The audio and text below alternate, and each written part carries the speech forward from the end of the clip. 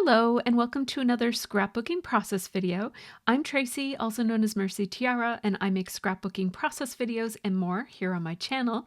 Today I'm dipping into some older travel themed supplies to tell a story about a gorgeous sunset that we saw on our first day in Hanover. You can see the photo over there right under my hand.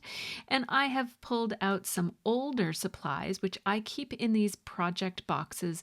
You can get these at Michael's, maybe some other places. I always find mine at Michael's, and they are just a little bit bigger than 12 by 12, so they can fit all of our scrapbooking supplies in them, and they're great for keeping projects together. But I also have a box that I keep of travel supplies. I have another box I keep for holiday themed supplies. I have one for Halloween too, I believe. And I find it helpful to keep similarly themed items together like this, as opposed to putting my stickers with the stickers and the papers with the papers, because I do tend to pull all of these things out together at once. So it makes more sense for me to store them in these. They're sort of like kits, but the items don't always coordinate with one another. So I would have all of my travel supplies in here, not just the ones that coordinate well or go from the same collection together. I have been using these supplies on another project, and so there are a few things in there that I'm going to actually keep aside and not use for my Hanover trip, because I'm also documenting a New York trip that we took not too long ago. There's a few extra photos in there from that other project as well. But basically, I haven't looked at these supplies in a while, so I'm just going to spend some time looking through all of the supplies. I mean, look, this is October afternoon paper. Isn't that just so gorgeous? I miss October afternoon, and I miss basic gray, and I miss all of those great old collections that we used to have back in the heyday of scrapbooking, when there were tons of different companies to choose from. Yes, a little walk down memory lane.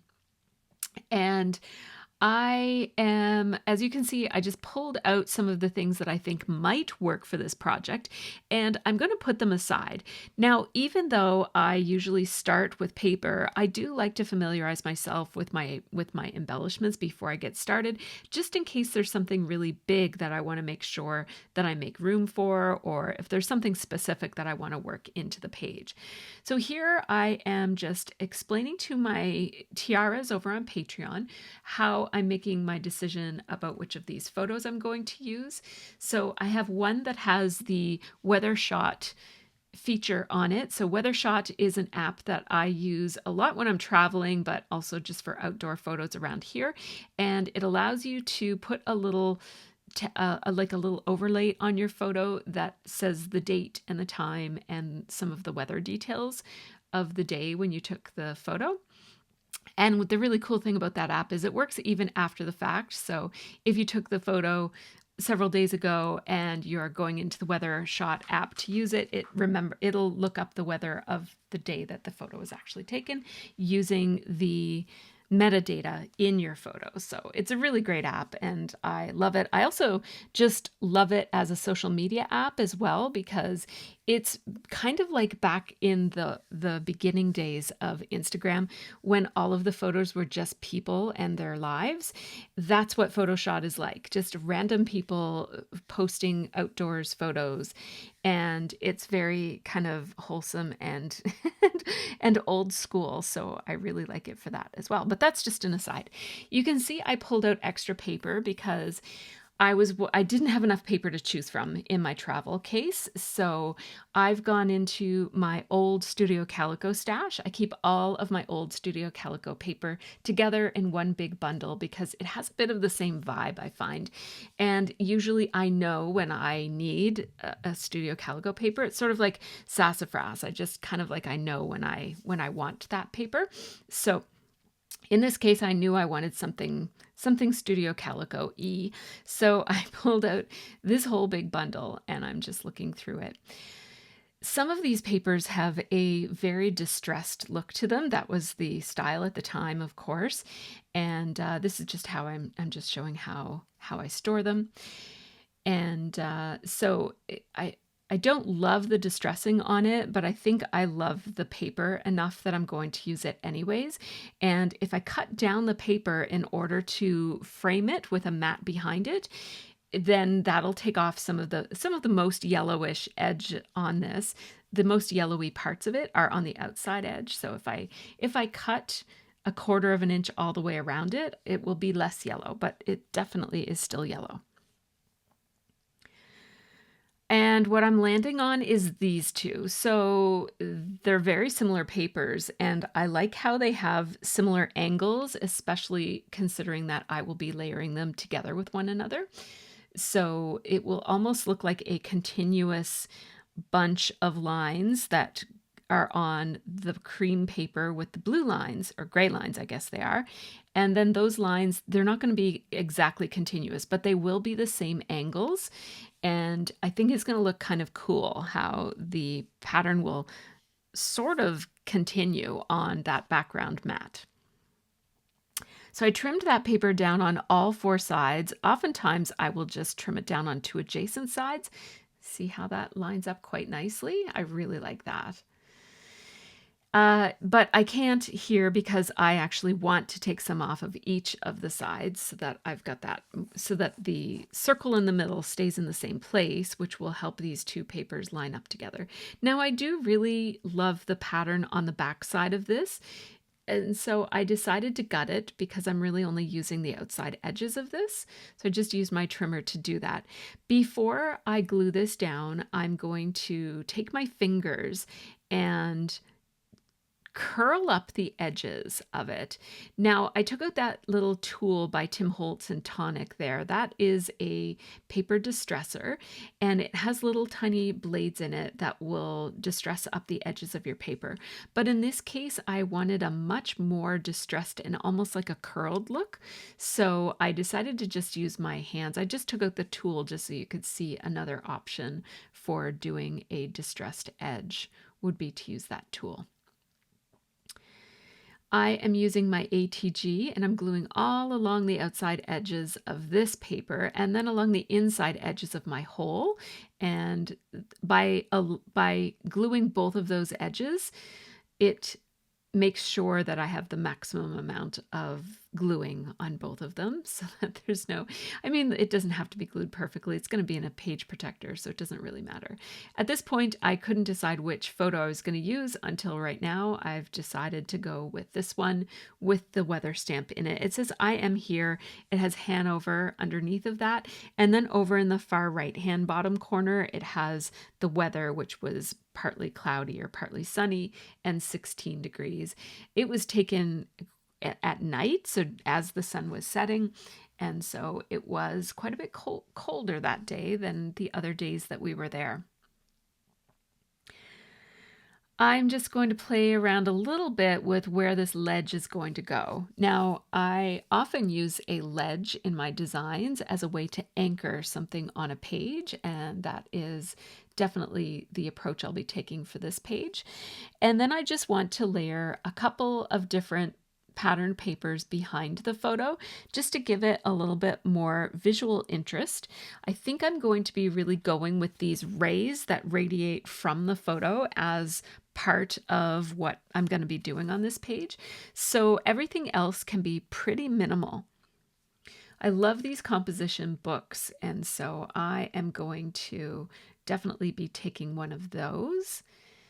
And I thought that the brown on this picked up on some of the brown in the photo. So I thought I would put this, I really like it to poke out on both sides. So I like the edge here with the little bit of a label showing, but at some point I'm going to cut that piece in half so that it also, so that it looks like it's wide enough to show on both sides. I also really love this paper, and so I'm going to cut out some of these circles, but it would be way easier if I had a punch that fit. And so I do keep a template of all of my punches. I keep meaning to laminate it, and I haven't. It's just made out of paper, and pretty cheap, inexpensive paper. So it's a little ratty at this point. I think I need to remake it and laminate it for once and for all so that I can, so that it doesn't get kind of caught on itself. So I ended up finding a punch from my stash that fit this paper, and it's this one from Stampin' Up. I can't remember what size it was, but yeah. So I am just going to put these circles that I cut, I'm going to place them in random different places along the rays. And then I also want some that extend off the page, and so I can actually make use of some of the partial circles here in order to do that. I'm trying to choose some that have a little bit more color, and so I chose the blue and the yellow in particular because all of my other ones are beige and white and whatnot. So I'm liking how that is, and I like how that yellow picks up on the yellow in the sky. That photo actually did not have a filter on it, believe it or not. I thought it did, but when I looked at the original photo, it was like that. So it was a pretty spectacular sunrise. Usually a phone doesn't catch a sunrise quite that spectacularly, so I'm really pleased with the way the photo turned out, especially with the bikes in the foreground like that. And if you look closely, you'll see that I grabbed this photo as a cat crossed the street as well. So as a cat lover, I love that there's a cat on this page as well. My thought here is that I would put these circles so that they're glued in the center and that they're along the rays on the paper, and also so that I can pull up the edges on either side of the line where they're glued down, and that line will align with the lines, to use the word line a million times in one sentence, on the page. So I'm just using my ATG for this. It's my favorite glue. I also sometimes will use my Tombow mono adhesive runner. I like that one too, but I have actually run out of that and I couldn't find my refills at this point. I have found them since then. I'm just gonna mix this up a little bit. So I did a little last minute switcheroo so that I could balance the white that is elsewhere on this page by repeating the white down here. The ones that go off the page are a little tricky because they just sit differently on the page. So next I am going to pull out my little mini half-size sewing machine and I'm going to sew on this. The sewing machine that you're seeing here is a Genome Sew Mini, but it's also, they've renamed it New Home. In fact, I think this particular model is a New Home. I have two of these. I have the old one and I have the new one. They're identical. They just have different names. So this is the New Home one. I don't know if you can still get this sewing machine. If you ever see it on sale or used secondhand someplace, this is a machine worth snatching up because a lot of smaller sized sewing machines that are designed for crafts are actually very unreliable, low quality machines. And this one is just as good as a full size sewing machine, but it's half the size. So it's really easy to lift it. I just use one hand to lift it up and down from my shelf. And I mean, it's so lightweight and easy to use that I have two of them. That's how much I like them. The reason I have two is I keep one with black thread in it and one with white thread in it. So this is my gray one, which usually has black thread. And then my white one has white thread in it, or lighter colored thread, if not white. And so I changed my angle here so that you could see a little bit better, and I'm down on the floor getting my cords. I actually keep the cords always plugged in terms of the power. And then I just have these loose cords that I can actually plug into my machine when I go to use it so that I don't have to do too much plugging. Although the reason you saw me kind of fishing for those cords is that the last time I used it, I didn't wrap up those cords well, so they got all tangled up in some other things that are under my desk there. So that is a lesson to take the time to clean up after yourself when you go, because it's a lot easier to use things the next time. I'm going to be following the rays in this, and I don't have to be too precise about where these rays end on the inside of the circle because it's going to be covered by the photo. But I want these rays to be various lengths as far as the thread goes. And so some of them I'm starting very close to the edge of the paper, and some of them I'm starting in a little bit from the edge of the paper. Having a dedicated sewing machine just for paper is really handy. You don't need to have one. You can use a regular sewing machine on paper. The thing to keep in mind is that your needle will dull a lot faster using paper than using fabric.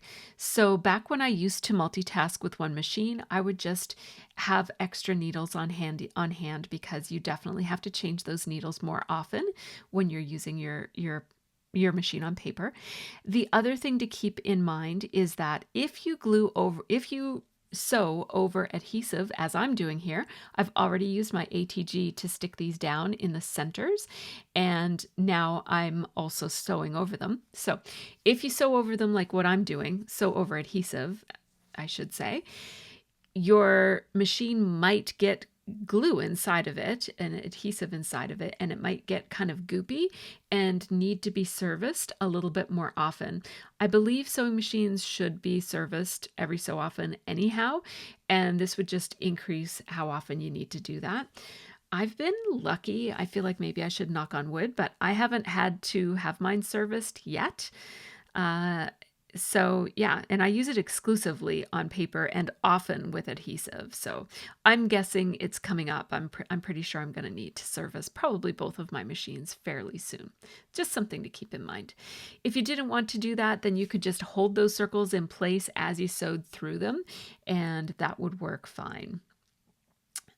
If you were worried about your machine. And certainly if you had one of those nice, big, fancy, expensive sewing machines, definitely don't run adhesive through those.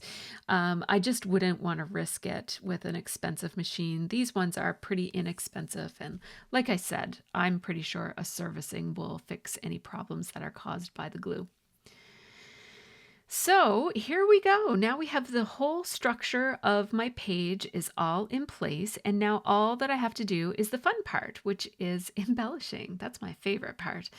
So I'm going to mess around a little bit with these layers before I go on to picking out and placing some embellishments. I'm deciding how far this ledge is going to extend over to the left-hand side.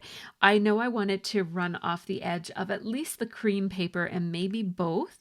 That's another decision I'll have to make. So right here, I'm not making the decision. I'm making it long enough that it can go over both, but I'll decide later. Here I am cutting that piece of composition notebook paper in half so that I can have a little bit of it showing on this side.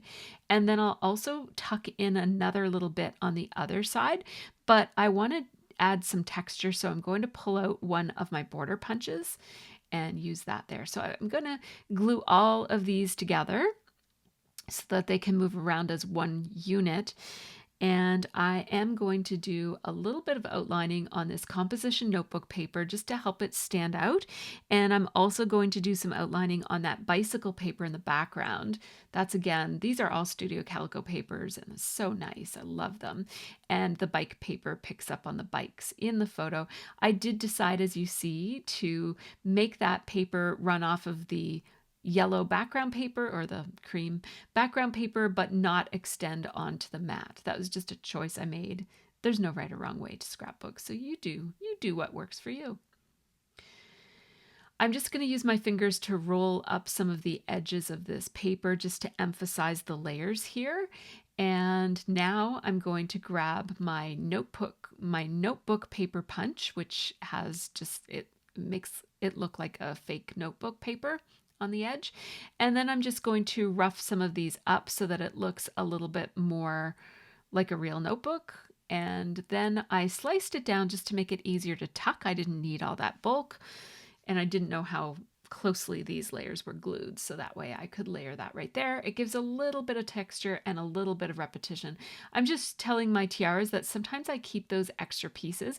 I definitely keep them on my desk until the project is done. I don't hold on to them for the future or anything, but sometimes they make nice additions to secondary clusters, or sometimes you can use them elsewhere on the page as a bit of repetition of that color. But in this case, I won't be doing that. I am adding some foam adhesive here. I like the Stampin' Up! Ones just because I like the hexagon shape, but you can get these by American Crafts or 3M. There's a bunch of different companies that make these. And I'm just placing them underneath of the little raised edges of the circles that I sewed in place and in some of the layers, just to add a little bit of lift to my page so that once it's in a page protector and stacked with a bunch of other pages, it will hold the space and not flatten out over time. So now I grabbed all of those embellishments that I had in that travel scrapbook supply case that I showed at the very beginning of this video. And I'm thinking about what colors already show up on the page. So we've got that yellow, we've got the blue, we've got the green. I was just pointing at those colors. Now I ran over to my Raskog, my letter Raskog, and grabbed some letter stickers in blue, green, and pink just to pick up on those potential colors. And I ended up going with this green. Now on my video here, this green looks quite neon, but it's not quite that neon. It is a vibrant lime green, but it has a bit of a warm look to it. And I thought that it worked really well with the sunset because it had a warm look to it. And it picks up beautifully on that circle that I'm layering it with. Now, a part of me thinks I wish that a different colored circle was behind here. But because it's all sewn down and this is the ray that works the best for holding my title, I had to do a little bit of creative surgery with my letters here. First of all, as you see, I am taking a P and making it into an R by adding an extra little piece from another letter I didn't think I'd use. The other thing that I did was, because I didn't have ends left in these letter stickers, I used Z's and placed them sideways. So those ends are wider than they should be. And I could have done a little bit more creative surgery and cut them down so that they were as narrow as you would expect them to be. But I decided to just use them. They're both a little bit shorter and a little bit wider than they should be. But I think it just adds a little bit of interest to the title. I don't mind it like that. I'm going to go with the fact that we've got all green going on over here, and I'm going to place a green geotag right at the beginning of this. I'm playing around with the idea of maybe using a different one for balance, but since we've got green on green already, I thought let's just go all in on the green for the title and make it look like it was a design choice instead of making it obvious that it was actually a design oversight. and I hadn't picked out the letters yet when I decided to stitch that green circle in place. Now these are some Vicki Boutin flat stickers that I have in my stash from one of her travel collections. And I am just kind of looking at these October afternoon. These are some more Vicki Boutin travel stickers. Might be from a different collection. It says New Places on that one, so I'll place that right there. I'm putting Sightseeing on that blue one, Photo Op on that top one, and so that it's all consistent. I like the look of it going the other way, but to keep it all consistent, I'm putting it so that the P is at the top in Photo Op, the first P, just so that it all looks like it was on the same plane and then just the rays were fanned out, if that makes any sense. I just wanted it to have that consistent look. Now these are a bunch of die cuts from a Vicki Boutin travel collection, and the butterfly really stood out to me. Butterflies are great on travel pages because they represent, like butterflies, they migrate, they travel long distances. They're also great for documenting change because they famously, change from a caterpillar into a butterfly. But in this case, I thought it was good for us flying across the ocean to visit our friends in Hannover. I grabbed a little tag from this other collection from Bella Boulevard that says Wander, and it's that beautiful yellow tone, so that will pick up on the sunset. And playing around with some other ideas as far as what else I can put on this. I don't necessarily want to put something in every single circle. I'd like at least one of them to be empty. And so we'll place the butterfly right there. I think it looks amazing there. I have this little dot that says date. And so I'm going to put July 9th, and then I'm going to put 2025 on a separate. So I'm going to selectively ink up just the July 9th and stamp that. And then I'm cleaning my stamp and I'm going to selectively ink up 2025 and stamp that underneath. There wasn't enough room there for the full length of that stamp, so I had to stamp it in 2 sections. Now, my glue is too liquidy, so when I put liquid glue on that to hold that chipboard piece in place, it was just too much. And so I had to stamp it off on a piece of scrap paper there. And so what I've done is I tried to just get the glue going, thinking maybe there was less liquidy glue further in, but I don't know what's happening with my glue. So, yeah, I'm adding some dry adhesive to some of these because my liquid glue is too liquidy and I don't want to make a mess over everything. And I'm just looking for any last minute touches. I felt like there needed to be a little bit more boldness on this. So I grabbed these arrow chipboard stickers from the Vicky Bouton chipboard sticker set. And I thought I would just put a whole lot of them everywhere on the page, pointing in towards the photos. And the more I put, the more I liked the look. Arrows do a lot to increase the energy level of a page. So I just kept going with them.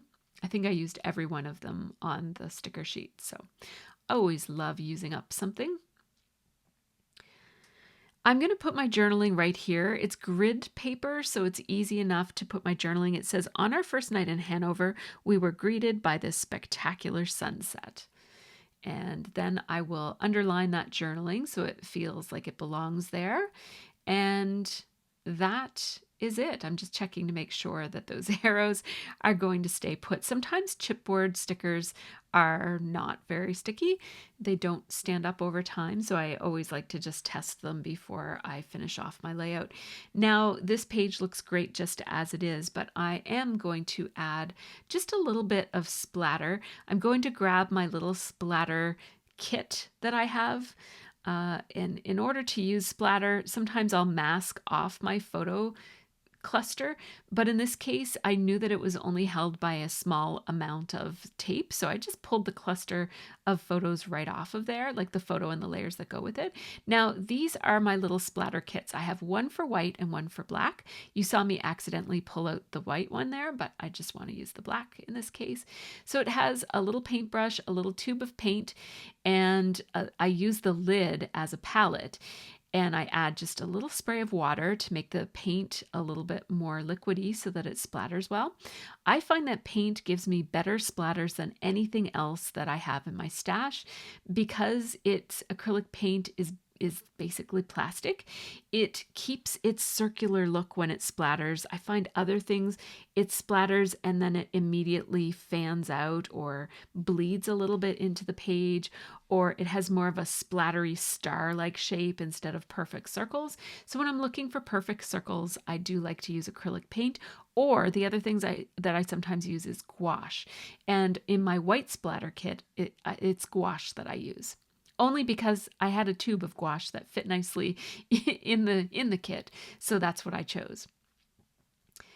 Now, as you can see, that splatter just adds a little casual touch. It makes the page look a little bit more messy and artistic. I'm going to use my heat gun to dry that. I just like to hold it off of my mat. I have a Martha Stewart cutting mat on my desk, and if you try to use your heat gun on it, it will warp a little bit. And I do have a little section of my mat that is warped from using a heat gun on it. So just a fair warning there that if you're using a heat gun on this kind of a mat, just make sure that you lift up your layout. I forgot to glue down that little tab. I just tucked it without gluing. So I glued it, and I'm actually going to also add 2 staples here. Staples with my tiny attachers is another one of my favorite ways to make a page look, just to have a little bit more detail and have a little bit more of a casual look to it. I'm just explaining here to the tiaras who are watching as I live streamed this, which I do live stream almost all of my projects over on Patreon, just talking to them about some of my design choices that I made and summarizing the whole project. Speaking of Patreon, these folks that you see on your screen right now, I want to give a huge shout out to them because they help make this channel happen. So I'm very grateful to each and every one of those. Tiaras get early ad-free access to all of my process videos, plus real-time unedited versions, often in the form of live streams that I do almost every weekend. They also get exclusive behind-the-scenes content from my craft room and process, and we also have a growing, cozy, crafty community over on Discord as well, which you have access to when you support me over on Patreon. All of my tiers have access to the same perks, and the tiers start as low as $2 a month. So check out my Patreon if you're interested in seeing more from me. But in the meantime, take good care and have a really great scrappy week.